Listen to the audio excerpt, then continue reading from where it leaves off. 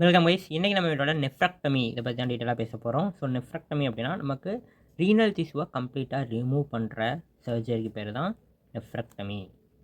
So ஒரு கிட்னியை ஃபுல்லாக எடுக்கணும் அப்படின்னா கண்டிப்பாக இன்னொரு கிட்னி வந்து ரொம்பவே கிளியராக ஹெல்த்தியாக இருந்தால் மட்டும்தான் இந்த நெஃப்ராக்டமி பண்ணுவாங்க. ஸோ அதே மாதிரி நமக்கு ஒரு சில பார்ட்டை மட்டும் ரிமூவ் பண்ணுறாங்க அப்படின்னா அது பார்ஷியல் நெஃப்ராக்டமி அப்படின்னு சொல்லுவோம். ஸோ பார்ஷியல் நெஃப்ராக்டமி பார்த்தோம் அப்படின்னா நமக்கு கிட்னியோட பேரண்ட் கைமாவை வந்து யூஸ்வலாக ரிமூவ் பண்ணுவாங்க. ஸோ நமக்கு தெரியும் கிட்னி அப்படிங்கிறது எங்கே லொக்கேட் ஆகிருக்கு, நமக்கு லொக்கேட்டட் ரெட்ரோ போஸ்டீரியர்லி இந்த posterior aspect of the abdomen. அப்டமனில் போஸ்டீரியர் சைடில் கிட்னி வந்து ப்ரெசென்ட் ஆகிருக்கு either side of the vertebral column. So vertebral காலமில் கரெக்டாக பார்த்திங்க அப்படின்னா 12th thoracic-லேருந்து 3rd lumbar வரைக்கும் இந்த கிட்னி வந்து ப்ரெசென்ட் ஆகிருக்கும். ஸோ இந்த கிட்னியோட ஷேப் நமக்கு தெரிஞ்ச ஷேப் தான் பீன் ஷேப்டு. சைஸ் பார்த்திங்க அப்படின்னா 7.5 cm லென்த்து, அதே போல் 5 cm பிரெட்த்து, கிட்டத்தட்ட 2.5 cm திக்னஸ் இருக்கும். ஸோ இதெல்லாம் பேசிக்காக நம்ம தெரிஞ்சுக்க வேண்டியது. அதே போல் இதுக்கு பார்டர் அப்படின்னு பார்த்தீங்கன்னா மீடியல் பார்டர், லேட்ரல் பார்டர் ரெண்டு இருக்குது. சர்ஃபேஸ்னு பார்த்தீங்கன்னா anterior surface, posterior surface. So blood supply எல்லாமே ரீனல் ஆர்ட்ரி தான் பிளட் சப்ளை பண்ணுறாங்க. நர்வ் சப்ளை அப்படின்னு பார்த்துட்டோம்னா சிம்பத்தட்டிக் நர்வஸ் சிஸ்டம், அதே போல் vagus nerve and sympathetic nerves இவங்கெல்லாம் சப்ளை பண்ணுவாங்க. ஸோ எந்தெந்த மாதிரி கண்டிஷனில் நம்ம நெஃப்ராக்டமி பண்ணுறோம், இதோட இண்டிகேஷன்ஸ் என்னென்ன அப்படிங்கிறத கொஞ்சம் டீட்டெயிலாக பேசுவோம் ஒவ்வொரு கண்டிஷனையும். ஃபஸ்ட் பார்த்திங்கன்னா ரீனல் ஃபெயிலியருக்கு. ஓகேவா, ரீனல் ஃபெயிலியர்னால் கிட்னி தன்னுடைய ஃபங்க்ஷனை இழந்துருச்சு அப்படின்னு அர்த்தம். அடுத்ததாக ரீனல் டியூபர்குலோசிஸ், இதுக்கும் நெஃப்ராக்டமி பண்ணுவாங்க, ரீனல் டிபி. அடுத்ததாக neoplasm of kidney. So neoplasm அப்படின்னா வேறு ஒன்றும் இல்லை, நமக்கு அப்நார்மலாக ரீனல் டிஷ்யூஸ் வந்து க்ரோ ஆகிருக்கிறது தான் நியோபிளாசம் அப்படின்னு சொல்லுவோம். ஸோ நியோபிளாசம் ஆஃப் கிட்னி, அப்நார்மலாக கிட்னி செல்ஸ் எல்லாம் வளர்ந்துருக்கும். ஸோ இதுலேயே ரெண்டு டைப் இருக்குது. பினைங் அப்படின்னா நாட் கேன்சர், மெலிக்னன்ட் அப்படின்னா கேன்சர். ஓகேவா, கேன்சர் பினைங்லேயும் இருக்குது, மெலிக்னன்ட்லேயும் இருக்குது. அதே போல் நமக்கு ஏதாவது சிஸ்ட்டு, ஓகேவா, சிஸ்ட் அப்படின்னா டியூமர் லைக் ஸ்ட்ரக்சர். ஸோ அது எதாவது ப்ரெசென்ட் ஆகிருந்துச்சு அப்படின்னா கூட நமக்கு ரீனல் டிஷ்யூ வந்து ரிமூவ் பண்ணுற சர்ஜரி பண்ணுவாங்க. ஓகேவா, நெஃப்ராக்டமி பண்ணலாம். அடுத்ததாக ரீனல் கால்குலே, ரீனல் ஸ்டோன்ஸை தான் நம்ம ரீனல் கால்குலே அப்படின்னு சொல்லுவோம். ஸோ நமக்கு கிட்னியில் ஏதாவது ஸ்டோன்ஸ், நமக்கு சால்ட் அதிகமாக இருக்கிறனால ஸ்டோன்ஸ் ஏதாவது ஃபார்ம் ஆகிருந்துச்சு அப்படின்னா கூட நம்ம கிட்னியை சம்டைம்ஸ் ரிமூவ் பண்ணுற மாதிரி சர்ஜரிலாம் பண்ணுவோம். ஸோ அடுத்ததாக பார்த்திங்கன்னா பயோனெப்ரோசிஸில் பார்த்திங்கன்னா நமக்கு கிட்னியில் ஒரு சில இன்ஃபெக்ஷன்ஸ் இருக்கும், அதனால் நமக்கு கிட்னியோட கலெக்டிங் சிஸ்டத்தில் ஒரு சில பிளாக் அல்லது ஒரு சில அப்ஸ்ட்ரக்ஷன் இருந்துச்சு அப்படின்னா நமக்கு ரீனல் வந்து ஒர்க் ஆகாது. ஓகேவா, ஸோ இந்த பயோனெஃப்ரோசிஸ் இன்ஃபெக்ஷன்ஸ்னால நமக்கு ஏற்படக்கூடிய பஸ் அல்லது பிளாக் மூலமாக நமக்கு எதாவது ப்ராப்ளம் இருந்துச்சு அப்படின்னா கூட நம்ம நெஃப்ராக்டமி பண்ணலாம். அடுத்ததாக ரீனல் ஆர்ட்ரி வந்து ரொம்ப நேரோ ஆயிடுச்சு அப்படின்னா நமக்கு ரீனல் ஃபெயிலியர் வரும். ஸோ அதனாலையும் நம்ம நெஃப்ராக்டமி பண்ணுவோம். அடுத்ததாக மல்டிபிள் இன்ஜுரிஸ், கிட்னிக்கு வந்து பார்த்தோன்னா ஏகப்பட்ட இன்ஜுரி வருது. ஒரு இன்ஜுரி வராமல் நிறைய இன்ஜுரிஸ் வந்துச்சு அப்படின்னா கூட நம்ம கிட்னியை வந்து நெஃப்ராக்டமி பண்ணிக்கலாம்.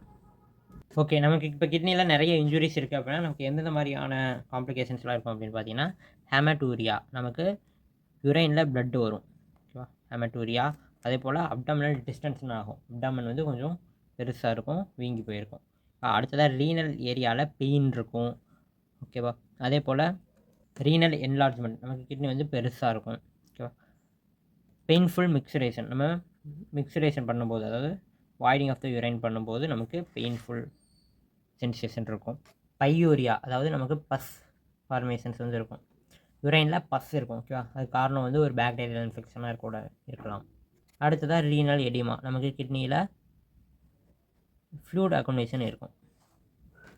ஸோ இந்த மாதிரியான காம்ப்ளிகேஷன்ஸ்லாம் நமக்கு மல்டிபிள் இன்ஜுரிஸில் இருக்கும். ஸோ இது எது இருந்தாலுமே நம்ம நெஃப்ராக்டமி பண்ணுவோம். ஸோ இது தனித்தனியாக இருந்தால் அதோடைய சொல்யூஷன் பார்த்து பண்ணுவோம். அதுவே இது எல்லாமே சேர்ந்துருக்கு மல்டிபிள் இன்ஜுரி அப்படிங்கிறப்ப நம்ம நெஃப்ராக்டமி சஜஸ்ட் பண்ணலாம். அதுவும் எப்போ நமக்கு இன்னொரு கிட்னி வந்து ரொம்பவே கிளியராக வேலை செஞ்சிட்ருக்கு, ரொம்ப ஹெல்த்தியாக இருக்குது அப்படின்னு தெரிஞ்சால் மட்டும்தான் இந்த ஒரு கிட்னியை மட்டும் நெஃப்ராக்டமி பண்ணுவோம். ஓகே, இப்போ நம்ம நெஃப்ராக்டமி பண்ணுறனால வரக்கூடிய காம்ப்ளிகேஷன்ஸ் என்னென்ன அப்படின்னு டீட்டெயிலாக பேசுவோம். ஃபஸ்ட்டு பார்த்தீங்கன்னா ஹெமரேஜ், நமக்கு பிளட்டு வெசல்ஸ் எல்லாம் ரப்ச்சர் ஆகிட்டு உள்ளே பிளட் லீக்கேஜ் நடக்கும். அடுத்ததாக ஷாக், நமக்கு blood supply to the kidney வந்து கம்மியாகும். ஓகேவா, அடுத்ததாக வவுண்ட் இன்ஃபெக்ஷன், நமக்கு ஏதாவது கட் பண்ணியிருந்தோம் அப்படின்னா அது மூலமாக இன்ஃபெக்ஷன்ஸ் ஏதாவது வர வாய்ப்பு இருக்குது. அடுத்ததாக ஹெர்னியேஷன், அதாவது நமக்கு உள்ள மூமெண்ட்ஸ் நடந்து அதாவது மூவ்மெண்ட் நடக்கிறது தான் ஓகேவா. ஸோ குடல்லாம் வந்து கொஞ்சம் மூவ்மெண்ட் ஆகிருக்கும், ஹெர்னியேஷன் நடக்கும். அடுத்ததாக செப்டிக் டிசீஸ், நமக்கு ஏதாவது ஒரு சின்ன பீஸ் ஏதாவது உள்ளே மாட்டிடுச்சு அப்படின்னா அது மூலமாக நமக்கு ஒரு சில டிசீஸ் வரும். அடுத்ததாக பல்மோனரி காம்ப்ளிகேஷன்ஸ், லங்ஸில் ப்ராப்ளம் வரும் ஓகேவா. நியூமோதொராக்ஸ் அதில் ஓகேவா. நமக்கு ப்ளூராக்கு பக்கத்தில் தானே கிட்னி இருக்குது, ஸோ அதனால் நமக்கு பல்மோனரியில் ஒரு சில ப்ராப்ளம் வரலாம் ஓகேவா. நியூமோதொராக்ஸ் நமக்கு லேயர் ஆஃப் தி லங்ஸில் ஏர் போயிடுச்சு அப்படின்னா அதை நியூமோதொராக்ஸ் அப்படின்னு சொல்லுவோம் ஓகேவா.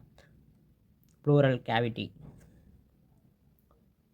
விசரல் ப்ளூரா அண்டு பெரட்டல் ப்ளூரான்ட்டு இருக்குது. அது ரெண்டுக்கும் இடையில இருக்கக்கூடிய அந்த ஸ்பேஸில் இந்த ஏர் போய் ஃபில் ஆச்சு அப்படின்னா அதான் நியூமோதொராக்ஸ். ஸோ இந்த மாதிரி காம்ப்ளிகேஷன்லாம் வரும்.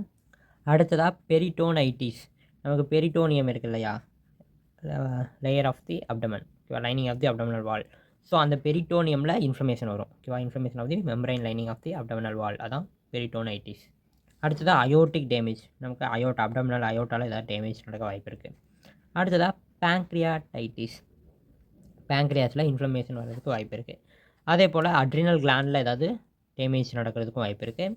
அடுத்ததாக காலன், நமக்கு லார்ஜ் இன்டெஸ்டைனில் காலன் பார்ட் இருக்கு இல்லையா, ஸோ அங்கே வந்து எதாவது பிரச்சனை வர வாய்ப்பு இருக்குது. காலானிக் பெர்ஃப்யூரேஷன், அதாவது நமக்கு வந்து இன்டெஸ்டைனில் ஒரு சில ஹோல் இருக்கும் ஓகேவா, அந்த சின்ன ஹோல் மூலமாக நமக்கு எல்லாமே வெளியே வர ஆரம்பிக்கும் ஓகேவா. ஸோ அதான் காலனிக் பெர்ஃப்யூரேஷன் அப்படின்னு சொல்லுவோம். ஸோ உள்ளே இருக்கக்கூடிய கண்டென்ட்லாம் நமக்கு உள்ளேயே அப்டமன்லேயே வெளியே வர ஆரம்பிச்சிடுவாங்க. அடுத்து டேமேஜ் ஆஃப் தி ஐவிசி ஓகேவா, இன்ஃபீரியர் வினா கேவால டேமேஜ் நடக்கலாம். அப்சஸ் ஃபார்மேஷன், ஸோ அப்சஸ் ஃபார்மேஷன் நமக்கு டெட்டான சப்ஸ்டன்ஸ்லாம் சேர்ந்து ஒரு பஸ் மாதிரி ஃபார்ம் ஆவாங்க, ஸோ அதுதான் அப்சஸ் அப்படின்னு சொல்லுவோம். ஸோ அந்த அப்சஸ் ஃபார்ம் ஆகிறதுக்கு வாய்ப்பு இருக்குது. அதே போல் கிரியேட்டின் யூரியாவோட அமௌண்ட் வந்து பார்த்திங்கன்னா அதிகமாக வாய்ப்பு இருக்குது நம்ம நெஃப்ரெக்டமி பண்ணுறது மூலமாக. ஸோ இது எல்லாமே ஒவ்வொன்றுமே ஒவ்வொரு காம்ப்ளிகேஷன்ஸ். ஸோ இந்த எல்லா காம்ப்ளிகேஷன்ஸுமே நம்ம நல்லாவே தெரிஞ்சு வச்சுருக்கணும். ஸோ ஃபிசியோதெரப்பியாக இருந்தாலும் சரி, ஆக்குபேஷனல் தெரப்பியும் சரி, ஸோ இந்த காம்ப்ளிகேஷன்ஸ் மட்டும் ரொம்ப டீட்டெயிலாக தெரிஞ்சுக்கணும், ஏன்னா இது மட்டும் தான் அவங்க கேட்பாங்க. ஓகே கைஸ், இன்றைக்கி நம்ம வீடியோவில் நெஃப்ரெக்டமி பற்றி டீட்டெயிலாக பேசிட்டு இதோட காம்ப்ளிகேஷன்ஸ் பேசியிருக்கோம். நெக்ஸ்ட் வீடியோவில் அடுத்தடுத்த சர்ஜரிஸ் பற்றி டீட்டெயிலாக பேசுவோம். தேங்க்ஸ் ஃபார் வாட்சிங் கைஸ், டாடா.